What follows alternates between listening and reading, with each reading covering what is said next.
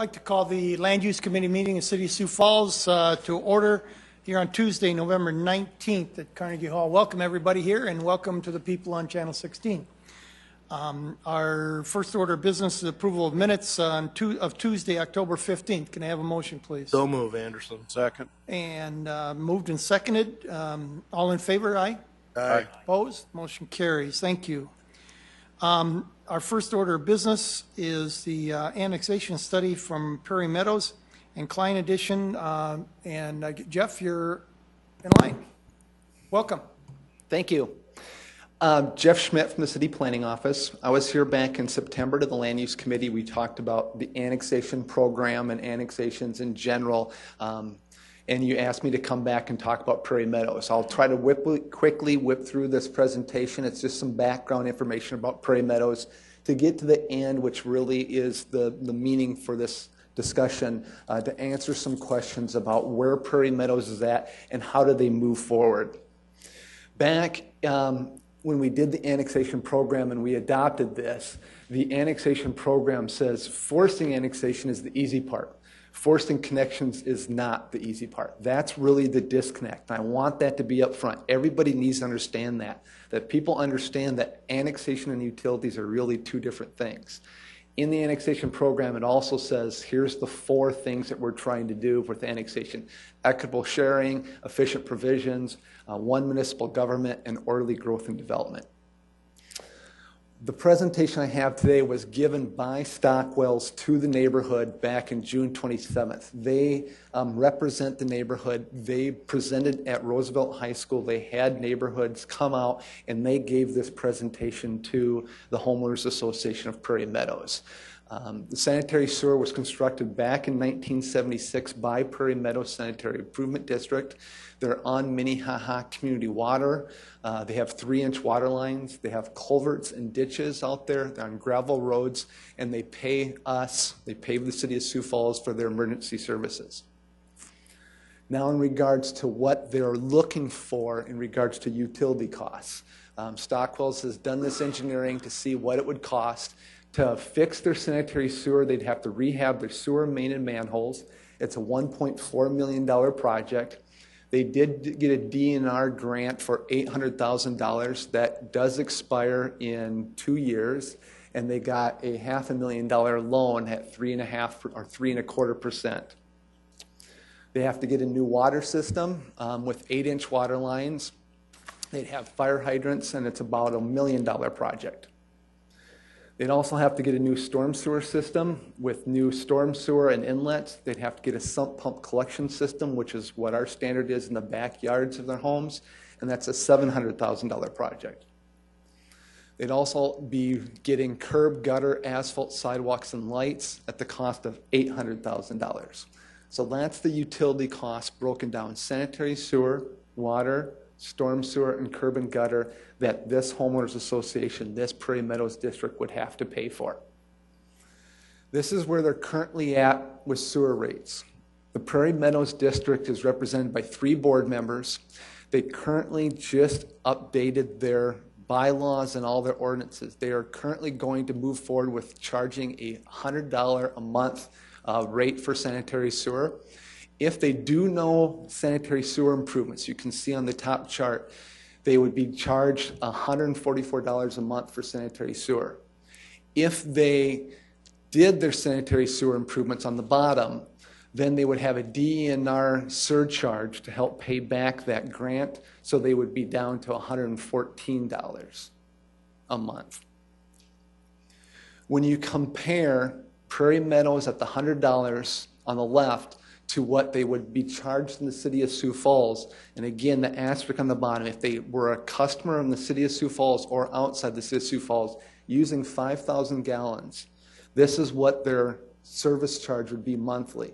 Currently, out in Prairie Meadows, they'd be having $100 sewer, $41 for water, so they'd be charged about $141 a month. This is a standard bill for the City of Sioux Falls: $24, $27, and so $52. So that's trying to compare apples to oranges, okay? Looking at Prairie Meadows versus the City of Sioux Falls, not only fixing the sewer, not fixing the sewer, and then the 2 monthly charges. So then what Stockwell's did is explain to Prairie Meadows, look, this is where you're currently at. The proposed assessments, if you went forward, Prairie Meadows, and did sanitary sewer at $588,000, if you did a water main at $918,000, storm sewer, curb and gutter surfacing, and again, look at the very bottom, if you had 100 feet of frontage, you go over to the right, the relevant improvements, the cost per foot, this is what they'd have to pay per foot to get those improvements. It would come down to approximately $25,000 per 100 feet of frontage to get a developed, improved lot. This comes as a big sticker shock to a lot of people out there. But at the same time, for the city council, you really need to step back and go, if you, as the city council members or a home builder, would go out right now and try to buy a residential lot in the city of Sioux Falls right now that had city sanitary sewer, water, storm sewer, curbs, gutters, sidewalks, and lights, would you be able to get a residential lot for $25,000? That's $25,000 is a pretty reasonable cost for getting all of that, but it is a big ticket. It's a big sticker price, but you got to understand this isn't exorbitant for getting a residential lot with all those utilities on it.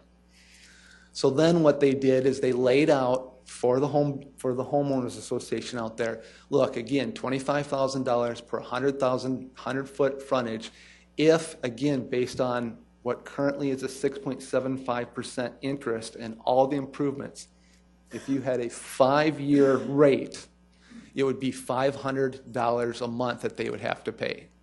If you got it down to a 10-year rate, it was $293. If it was a 20-year rate, it's $199. So these are all the things that they laid out to the Homeowners Association of Prairie Meadows back in June, and then they were surveying at the same time. What about annexation? What about utilities? The majority of the homeowners still understand that annexation is appropriate and they should move forward with annexation. They're still very concerned about this page. It's costly. It's expensive. That's where we're talking to City Council today. Okay? Now getting a step back, well, let's talk about annexation for a little bit. And again, this was explained to the homeowners of the Prairie Meadows also. Okay, there's two types of annexations. Either a resident does it or the city does it. We're basically talking in the annexation program about a city initiated. We would go out there and do a forcible annexation. They have to be contiguous, which this one is on 3 sides. They have to have utilities within a reasonable amount of time. Reasonableness is not decided, but everybody knows what it is. At some point, you have to have city utilities. Then at the same time, assessments would be necessary to complete the improvements. Who's expected to pay for these things? We laid it out to them what they would have to pay, but that decision hasn't been made yet.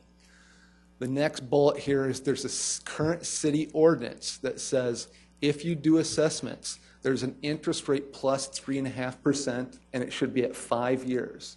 So that's where we came up with a 6.75% interest rate.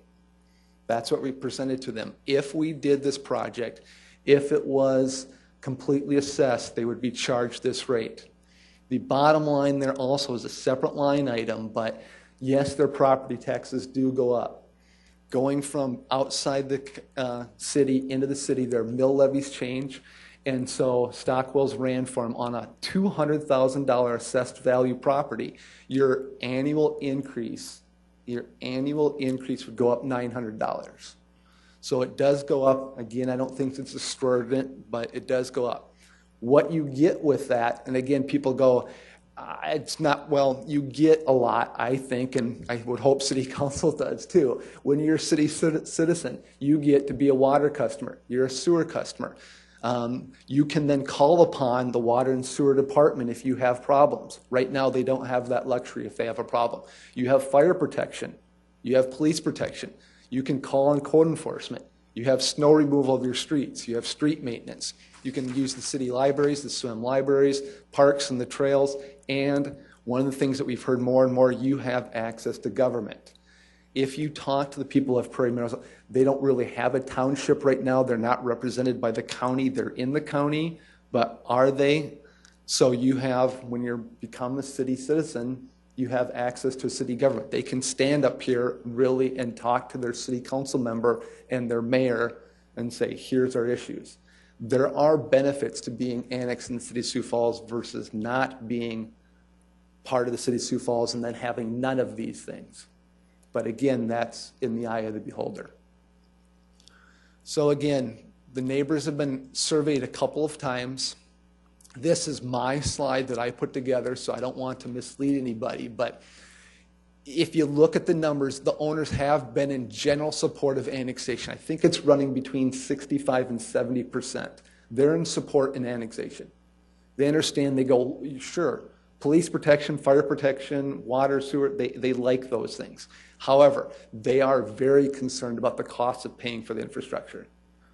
Well, we all would be. We'd go, yeah, I want, but I don't want to pay. That's pretty obviously, okay? Now this is the last slide. It comes down to you and the questions that they're asking us. Yeah, but what do we do now? Should we continue with the annexation? Should we annex them or should we leave them alone? The issues don't go away if you leave them alone. They're still there. If we do continue to annex them, that's your first question that you have to answer, City Council. If we continue with the infrastructure, what should be the project scope? Should you improve everything? We recommend that you should. You shouldn't just go ahead and give them a water so that you can have a fire hydrant and then not fix their roads. You really need to fix everything. Well, if you fix it, then what's the funding source? How do they pay for this? City Council, do you have to bond this $3 million project? Do they have to go out and get a loan? How do they fund it? Then if it's funded by a bond, what's the assessment parameters? What's the term that they're going to have? Is it a 5-year term, 10-year term, 20-year term? What's the interest rate that they're going to get? Last question, what's the timing on this project? Open for questions. Mark Cotter's here from Public Works. Tracy's here. Stockwell's is here, but I'm at the podium. So, Thank you, Jeff. Very concise, I think. Questions from fellow councilors? Not a question. I think I'd like to hear from the public. Yeah, I wanted to Some go of the through this real residents quick here here, before see if we- there's anything for Jeff and then. Okay, not hearing none, don't leave. Are there some people from the community that would like to speak about this? Yeah, if you'd like to speak, we're happy to hear what you want to say, what your concerns are, that kind of thing. Just give us your name and go for it. Well, I don't know, we got a real water problem out there. Can I get you to state your name first? Oh, Merlin Thiessen, Merlin? because of surrounding things, the Daniel addition, our water used to flow north, and they built apartment houses in there, so actually the whole district has really become a detention pond itself, because the water can't escape. And with utilities, as they put in rural water and stuff, none of the ditches drain anymore. Culverts are too high or plugged or something, and so we got to move the water out of there, and it's really not going to get any better. And and we used to have quite a big area, and when Daniel went in, we lost 2 homes. They bulldozed one down and we lost one for the sewer. Now the city bought 6 more homes for the detention pond, so we're down to 72 residents now. And so we got the cost keeps going up and the numbers keep going down. And so I don't know, I'm all for, annexing, and actually we're the only ones between 12th Street and 57th Street that's not in the city limits, east of the T. Ellis Road. And so I don't know, I ask for your support and maybe lowering the interest rate and maybe give us 20 years. I'm trying to make it affordable for everybody out there, so they don't have to lose their home or because of it. Because it's going to be a burden anyhow with even what we get and with the taxes going up and stuff, but it's something we have to deal with. Okay. Any questions for Merlin?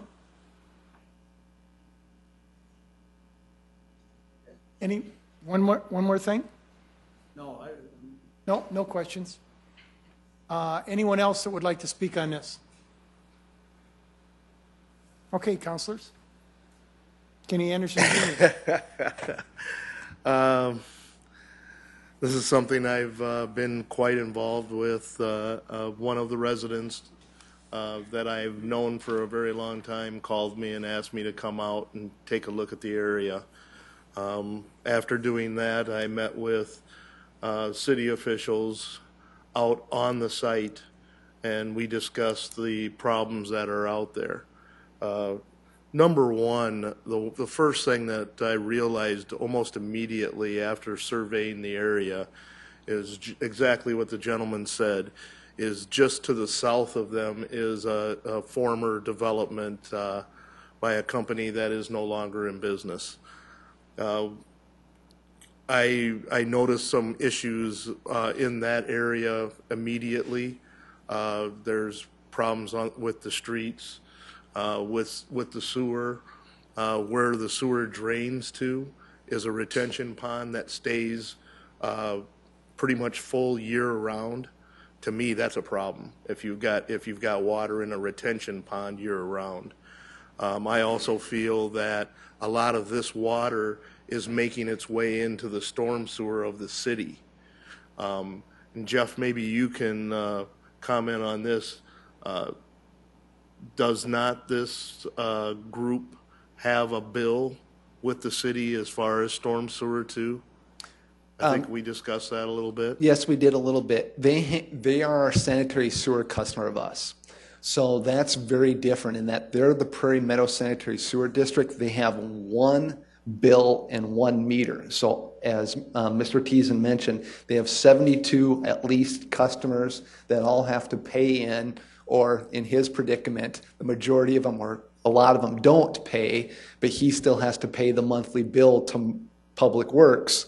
And so if they don't have enough every month, then he's short as the district, and so they are in arrears to us as a customer.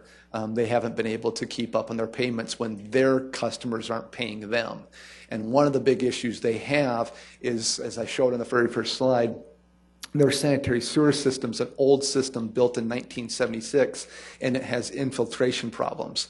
Our Public Works has talked to you as city council members historically about fixing those problems in City of Sioux Falls, putting new liners in, making sure that you don't have water because then you have to pay for it twice. Well, Prairie Meadows has to pay for it twice, and that really hurts them. And could you give us a number of what they're in arrears at this time? 100? About 134,000. Ouch. And we have to pay them, they have to be charged interest every month too. So they're basically paying their monthly, which becomes their interest. But that's just the way our billing system's set up. So if they don't have a way to capture and get back, now with their new laws that they've passed and they've really stepped up and charged $100 a month, they're being able to try to go back after people that haven't paid. But historically, when people haven't paid, they're just short every month.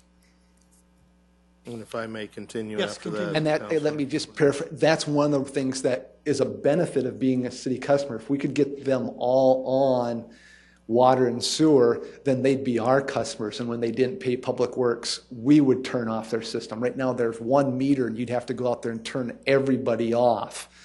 And the people that are paying go, you can't, you just turned my water and yeah, that's not a good situation. We don't want that. But if they were in the City of Sioux Falls, they would be all on separate water meters and sewer meters, and you'd be able to fix that.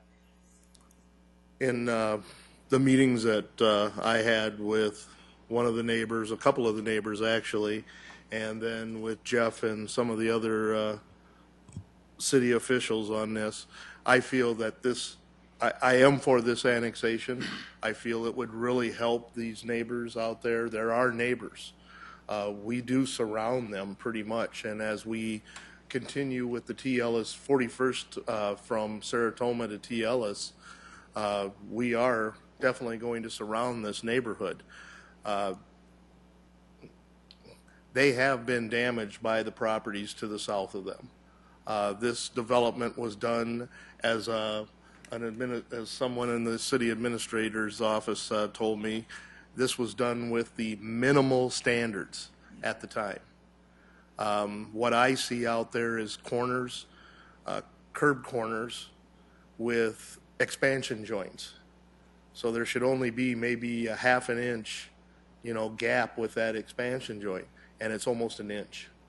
It's falling apart. A lot of the concrete, you can see the damage that's already been done there too. It's just, this is a development that we are, as a city, we are on the hook for this. There's a larger issue than just these 72 homes, but they have definitely been impacted by what has happened around them. And I feel that, once again, I am for this annexation, but I also feel that there are some things that we could do to reduce the impact to these residents. And I guess that's where we'll start our discussion here tonight. Yes. Mr. Karski. Like Councilor Anderson Jr., I too am in favor of the annexation of this. It's kind of a strange situation when you're driving on a city street, then you're not, and then you are again. It's like it's no man's land out there. And I mean, these homes have been there since the 60s, I believe. And it's, it's time, and it's unfortunate. It does cost money. And that's mostly kind of like you, Kenny. I'm interested, how can we help these people? Because, we're talking some, the average might be 25, but if you have a corner lot, you've got a lot of frontage. And we're not talking 25,000. We might be talking considerably more than that. And that's a concern for me. And I know from the PowerPoint it says current city policy. How can we change the policy so that we can give these people, instead of 5 years at prime plus 3.5%, how do we go about changing that policy? What can we as a council do to make this a little bit more palatable to these people so that we can make it easier for them to come in?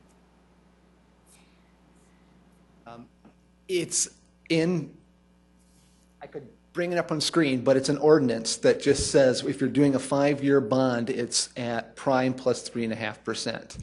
My understanding is there's a draft out there right now for another matter that's being drafted to be brought before you to change that language that basically says, and I'm totally paraphrasing here without a city attorney, but based upon city council's decision, those things could be changed. It could be a different term and a different rate. Okay. So it won't be so staunch in the ordinance, but you would make that decision on a case-by-case basis where you could then decide what the term and rate would be, and then city council would decide. That's what we would really need to do. I like it. Thank you. Anyone else? Yes, Yes. Councilor Staggers. Yeah, I'm never in favor of forced annexation at all, never. So if somebody doesn't want to be annexed, no way. But I am in favor of enticing people to want to be annexed. And what Jeff presented, thanks for your presentation, you presented really, well, the most perfect neighborhood that we could have, curb and gutter, sump pumps, all this kind of stuff. Well, maybe we ought to think about Old Orchard Trail area. It's not a perfect area when it comes to the city. They don't have curb and gutter. Why can't we try to entice these people to want to be annexed? Sump pumps, I'm not sure if sump pumps are really needed in that area or not. Oh, okay. But what I'm saying is there's a number of things here you might not necessarily have to have or even want to have. It's a really good question, and for a lot of annexations it is. For Prairie Meadows, it's not. They have a sanitary sewer that doesn't work, that needs to be fixed. They have a water system that you could say, well, then let's not fix the water. Okay, but then they don't have fire hydrants and they don't have fire protection. So that's about the only thing you could maybe not do. But their problem is storm sewer, and they have ditches and gravel roads that don't work. So you go, the one thing they have to fix is their roads and their storm sewer and their sanitary sewer. So at that point you go, so your question is accurate, but as the neighbors go, we have to fix the whole thing. The whole system has to be fixed. We've raised those questions. Okay. Once again, I still would hope that we could maybe be creative and try to come up with some areas where we could save costs for them. Councilor Anderson. And I'm going to carry on with Councilor Karski also. I do believe that the area where we can do the most impact for these residents would be in the payment schedule, and maybe even taking a look at forgiving the amount that is in their storm sewer bill right now. Because once again, if you get a chance, and I would say this to all of our council members, if you get a chance, please drive out there. It becomes very, very evident of the impact that the development to the south of these 72 houses has done because of the water draining north. Let's say that there's, and Jeff, you and I have discussed this more than once, there's about 8 blocks that run south, north and south. And of the 8 blocks, I only counted 2 that I found actual storm sewer drains.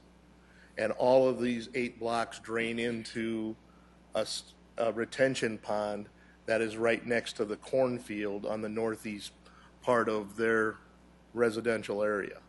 And once again, that stays wet year round. I'm not saying just a couple inches. It's pretty much full. So, you know, there's a definite impact happening over there. And I just feel that that could be 2 of the things that would definitely allow these neighbors to be able to realize the services that the city could provide for them and still not impact them in a negative manner where they would have to maybe even consider moving from homes that they built and lived in all their lives. Councilor Karski. Who can talk to me about the DENR grant and its relevance to the annexation? If we don't annex, do they lose that grant? Are they able to spend that money on their own? It's a significant amount of money, and if that grant goes away, that's another $800,000 that this Prairie Meadows population gets to come up with. John Brown with Stockwell Engineers, and we've represented Prairie Meadows a little bit on this these issues. As far as the grant goes, they have 2 years to use that. They potentially could get an extension of a year or so, but if for some reason it doesn't go forward with a full-blown improvements to all infrastructure, whether that's the streets and whatnot, they have to make a decision if they want to go forward with just the sanitary sewer improvements.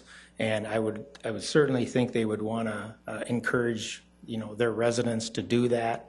But that's a decision that they would have to make.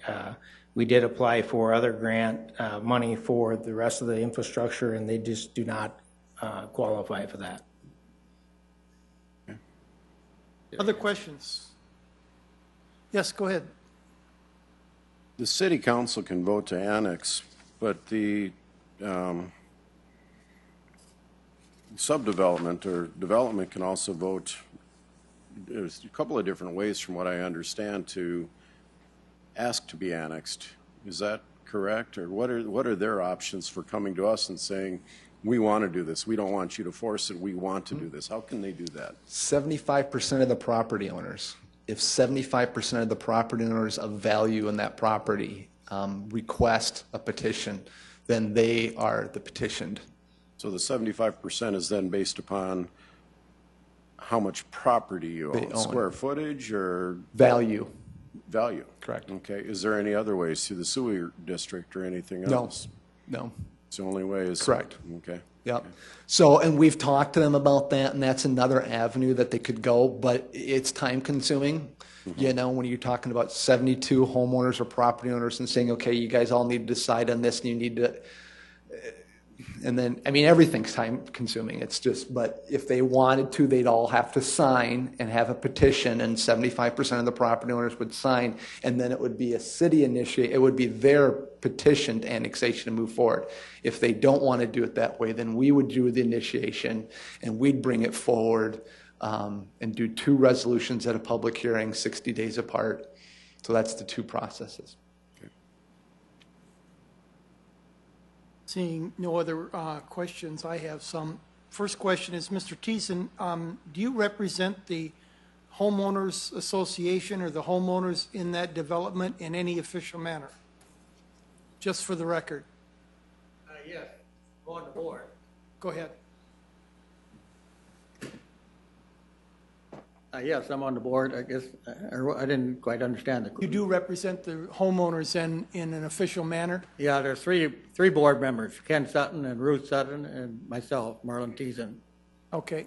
And so what you said then, we just wanted to get that into the record so we knew it was, you were also speaking for the board and also for yourself. And Well, am the I board's correct? pretty much unanimous because I feel doing the whole thing because, well, we definitely got a sewer problem with the clay tile and that. And then when you got the trench open, you just as well put the water mains in for the fire hydrants. And with this problem we got out there with the water, we definitely need storm sewers to move it out. it's curb and gutter. And then all you got left is sidewalk and that, and the money you spend on putting culverts back and driveways back, you just will take them dollars and put them towards the sidewalk and the lights, and then you're a done deal. Yep. Okay. Thank you very much. I do have a few other things.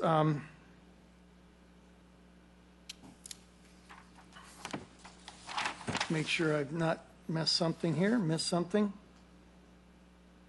Sounds, Jeff, it almost sounds like we're going to have to go into the Daniels edition and do something there to alleviate some of the problem here before we, or in conjunction with this project. Am I right?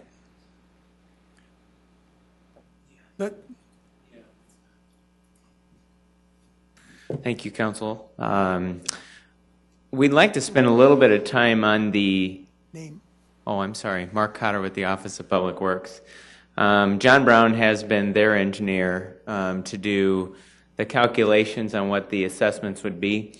They've also been our engineer on the design of 41st Street. So I think he has a unique perspective on to talk to the drainage issues as they relate and don't relate to the Daniels division. And so if I could have him come up and just maybe speak to that, because the majority of the Daniels development actually does drain to the south, but there are some sort of inherent issues that happen in this subdivision until there is curb and gutter to appropriately move that storm water, collect it, and then ultimately discharge it. So it's flat. And so to put a little bit more perspective, if he could, Councilor Anderson, I'd like to bring him up. So, okay. Yeah.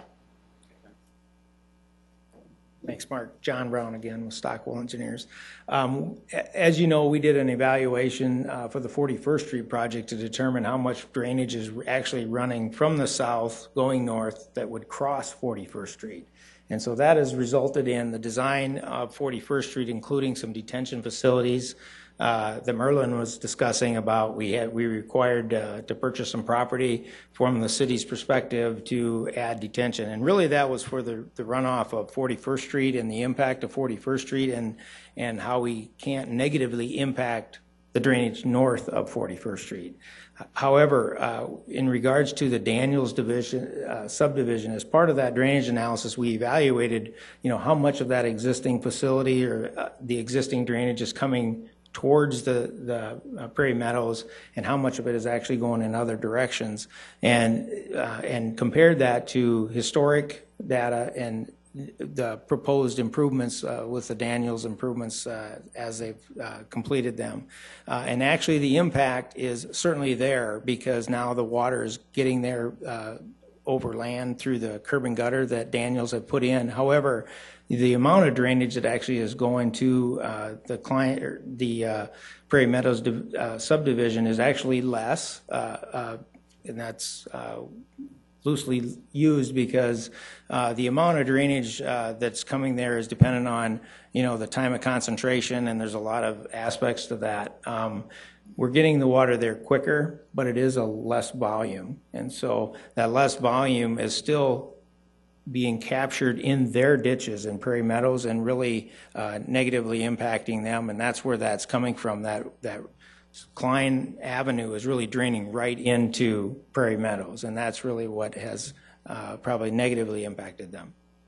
So when we do 41st Street, and if we did this, if this project got done, it would take care of that problem? Yes, it will. And the big... Are we going to have to go back into Daniels then and do anything, or just this? Okay, the 41st Street improvements are still planned for next year, 2014, and if this happens shortly thereafter, the Prairie Meadows improvements, then you won't have to go into the Daniels addition and make improvements to the Daniels addition.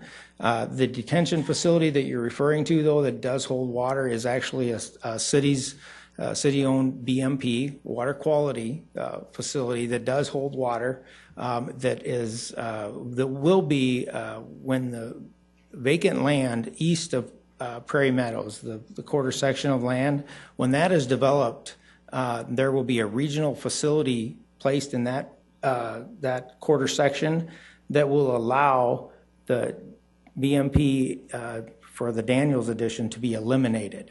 But until that happens, that detention facility or the BMP needs to remain there. Okay, thank you.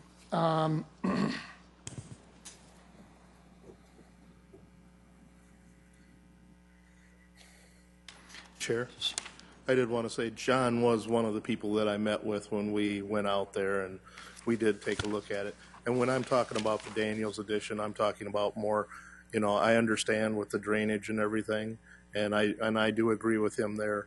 But there's a lot of other things out there that we're going to have to address, like curb and gutter, things like that. As you can see, it's pulling away, and just there are some things that we will have to address. But I feel that the drainage has to be the first thing that we look at, and in our discussions, I think that we did come to an agreement that this is definitely the number one issue. And then even if you look at it, we're still going to have in this neighborhood 3 pretty good sized retention ponds.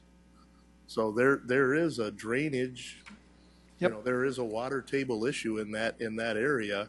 And when we develop that quarter section or half section of farmland that is to the east and runs all the way over to, doesn't that run all the way over to Saratoga? Yep. So, you're talking a pretty good section of land there.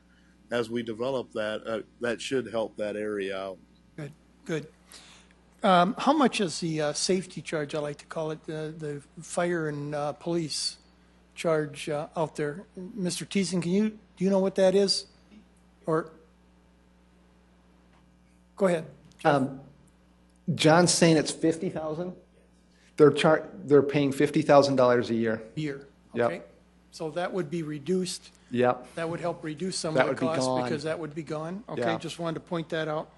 The other question that I had is, what's the average household footage out there? Do you know?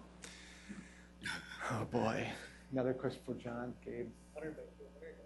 100 by 200. They're Okay. longer lots, so 100 feet of frontage. 25,000 is pretty accurate then when we get to the Yeah, and average again, person. when Stockwell's did the analogy, they really tried to look at, should they just do a typical lot? And there are some larger lots out there and some people that have 2 or 4 lots, but the majority of them are 100 by 200. Good. Anybody else, or am I going to talk a little bit more? Yeah. Just one more from a public works perspective with 41st Street work being done next year. If we delay this past the 41st Street, are we going to be tearing 41st Street up again? I think it was kind of answered a little bit, but are we going to be tearing 41st Street up after we build it to do some of this work? No. No, improvements, John Brown again with Stockwell. The improvements will be made to 41st Street that could be extended to the south into the Klein addition in the future. If that doesn't happen, next year or the following year, they certainly could be made in the future, but you will not have to tear up 41st Street. Okay, thank you. Go ahead, Councilor Anderson. The only other thing I was going to say is, as we take a look at this, Jeff or Mark, do we have any recommendations on the change in policy, as far as any recommendations on how we should change this policy? Because this is the first of what could be many annexations in the next few years that we do. That was exactly the point I was going to start making, is that we're treading new ground here, and we've got to be very careful about changing whatever we do so that we can make sure as sure as possible to go when we go forward with the next one, we don't have to make the change again, that it is fair for everybody, et cetera. We want to help you, and I like the idea of going to the 20-year or the 15 or the 10 instead of just saying it has to be 5. However, we need some legal advice. We need a lot of things on this. Mark or Tracy, did you want to take a shot at this? And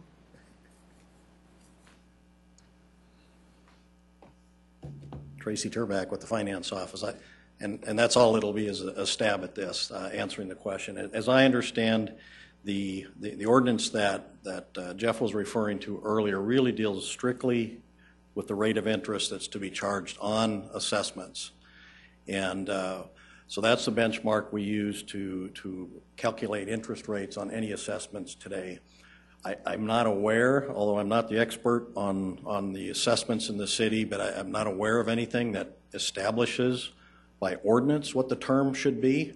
I believe under state statutes, the city has the latitude to go up to 30 years or some cases longer. So I think 20 years is within the realm of possibilities from a legal standpoint, I believe. So I think you've got some latitude there, but I believe the way the assessment process works is that you can determine the length of term or the number of years that a property owner would make payments on a case-by-case basis. So you may, and sometimes we do our sidewalk projects, so you may not want to do a 20-year term on a sidewalk assessment where it's much more affordable, the costs are generally lower. 5 years may be appropriate, but with a sanitary sewer and extensive improvements like we're talking about here, it may make more sense to go for a longer term. So I don't think, from my perspective, I don't think you want to tie your hands and by ordinance fix a length of term going forward for any and all assessment projects. I do think it makes sense to have an established rate of interest. I should maybe, as long as I'm standing here, clarify one thing. The ordinance does not refer to prime rate. It refers to what, at least in today's markets, is a lower rate. It's a 5-year constant maturity treasury rate, which I looked it up today online, and that's about 1.4%. Prime is at 3.25%. So 6.75% in this analysis is on the high end of what would be a reality today if you were to be actually considering an assessment today. You'd be looking at something less than 5% under the ordinance that's in place today.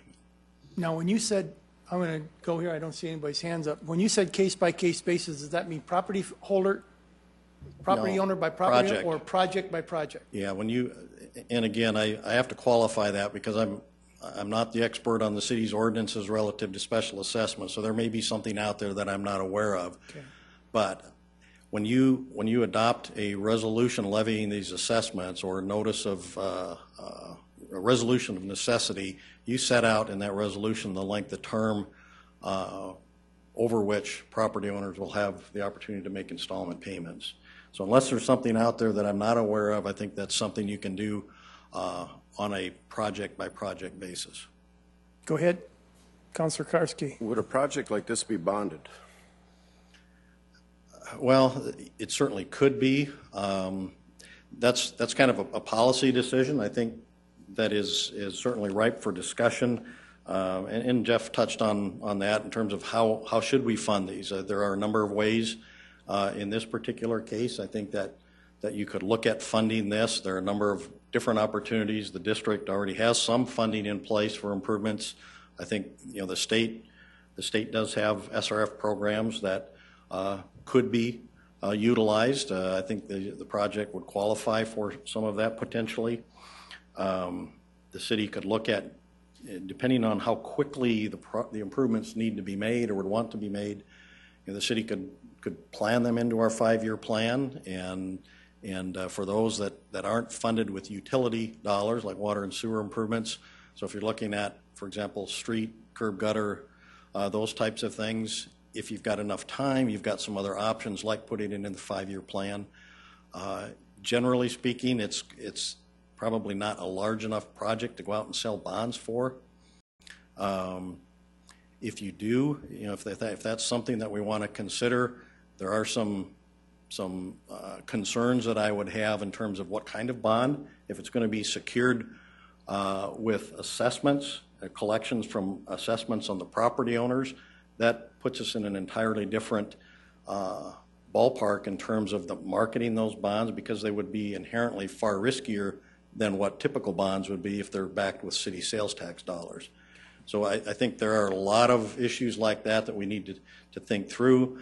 I think not the least of which is this ensuring moving forward that the city doesn't lose the ability or enter into a process where we don't have the ability to assess those costs back against property owners.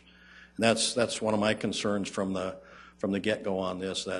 And I'm not an annexation expert either, and that's something I think Jeff and our legal team need to work through and make sure that we protect the city's ability to assess those costs and not end up with an annexation of a development where our hands are tied in recovering those costs. So that's a lot more than what you asked me, but Stay right there. The 3.5%, the interest rate prime plus 3.5. 3.5% go to us. Is it administrative costs? What is it? It's interest that goes back into the city, whatever city coffers fund the project. Okay, so that part could be lowered too if we felt we could cover our costs with less than 3.5%. Am I right? And that would require a change in the ordinance if you wanted to reduce that 3.5% interest rate. It's I've got the ordinance here. It says